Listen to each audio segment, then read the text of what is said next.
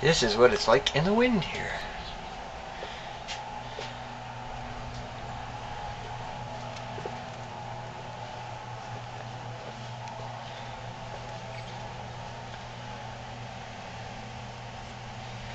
Yeah, it's feeding time. Let's go out and see what happens.